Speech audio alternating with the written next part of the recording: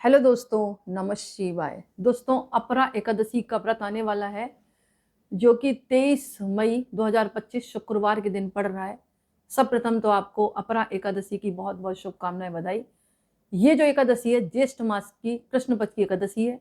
एकादशी व्रत रखने से पुण्य फल की प्राप्ति होती है। ऐसा कहा जाता है जो मनुष्य एकादशी का व्रत करता है और भगवान विष्णु और माता लक्ष्मी की विधिवत पूजा करता है तो उसे विष्णु लोक की प्राप्ति होती है। इस व्रत के नियमों का पालन जो है 10वीं तिथि से ही चालू हो जाता है। एकादशी के दिन भूल कर भी चावल नहीं खाने चाहिए। इस व्रत के दौरान पेड़ से पत्ते नहीं तोड़ने चाहिए। कहा जाता है कि 10वीं एकादशी और द्वादशी के दिन कांसे के बर्तन में बिल्कुल आप भोजन ना करें, यानी कुल मिलाकर कांसे के बर्तन का इस्तेमाल बिल्कुल ना करें।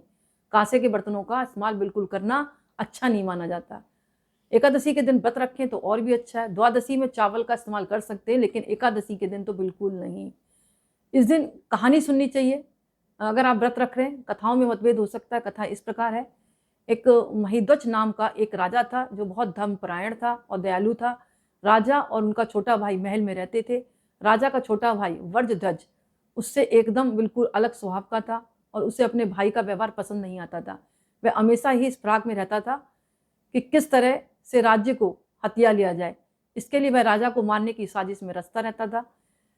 कहा जाता है कि एक दिन मौका पाकर उसने अपने भाई को मार दिया और पीपल के पेड़ के नीचे दफना दिया। कथा में आता है, लेकिन अकाल मृत्यु के कारण महिध्वज को मोक्ष नहीं मिल रहा था। इस तरह से वह उस पेड़ पर एक आत्मा के रूप में रहता था और उस पेड़ से गुजरने वाले हर व्यक्ति को वह डराता था। एक बार एक ऋषि वहां से गुजरे। उन्होंने उस आत्मा की बात सुनी और मोक्ष दिलाने के लिए कहा कि खुद ही अपराध एकादशी का व्रत रखा और उसका फल राजा को दे दिया। क्योंकि वो आत्मा तो कैसे व्रत रखेगी, तो मतलब जो राजा था आत्मा रूप में, उसने सारी बात बताई तो ऋषि ने व्रत रखा और अपनी पूजा का पूर्ण फल, अपरा एकादशी की पूजा का पूर्ण फल मतलब उस राजा को दे दिया। भगवान विष्णु के व्रत और आशीर्वाद के प्रभाव से महिध्वज की आत्मा को मुक्त हुई। महिध्वज की जो आत्मा थी वो मुक्त होगी और उससे मोक्ष की प्राप्ति हुई। तभी कहा जाता है जो साधक अपरा एकादशी का व्रत रखता है उसको मोक्ष की प्राप्ति होती है। अनजाने हुए किए गए पापों का क्षय होता है और उसके जीवन की प्रत्येक मनोकामना पूर्ण होती है, ऐसा कहा जाता है। और दोस्तों, अगर आप व्रत रख रहे हैं तो इस दिन जो है आप जो है केले के वृक्ष की पूजा आप जरूर करें।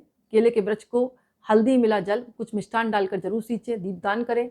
वहाँ पर तुलसी माता की पूजा करें, लेकिन तुलसी माता को स्पर्श ना करें। दीपदान कर सकते हैं आप।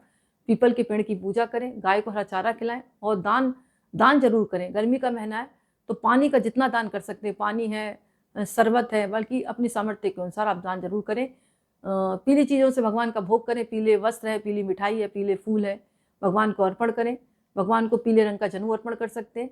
और ये सब चीज़ अर्पण करने के बाद आप भगवान के विष्णु सहस्त्रनाम का पाठ करें और गीता का पाठ करें। भगवान विष्णु के मंत्रों का जाप करें, माता लक्ष्मी के मंत्रों का जाप करें और अंत में आरती करें। और शंख की ध्वनि जरूर दें। ध्वनि का मतलब आवाज़ जरूर दें। तो इससे जो है, आवाज़ का मतलब है आपको शंख जरूर बजाना चाहिए इस दिन 4 बार। इससे भगवान विष्णु और माता लक्ष्मी की कृपा जरूर प्राप्त होती है। और भगवान विष्णु की आप पूजा कर रहे हैं तो साथ में माता लक्ष्मी की भी पूजा करें। इसके अलावा आप जो है इस दिन पीले वस्त्र खुद भी धारण करें और केसर का तिलक भगवान के भी लगाएं, अपने माथे पे भी लगाएं। और पूरे दिन जो है मन को सात्विक रखें, मन में गलत विचार ना लाएं, वाणी से किसी को गलत ना बोले और फालतू इधर उधर की बातें ना सोचें। और दान पुण्य जरूर करें, गाय की सेवा जरूर करें। आपको अनंत गुना फल मिलेगा और पूजा का भी पूर्ण फल प्राप्त होगा। करके देखें। तो दोस्तों, आज का वीडियो मैं ही समाप्त करती हूँ। पसंद आए तो लाइक करें, कमेंट्स में नमः शिवाय जरूर लिखें। बहुत बहुत धन्यवाद।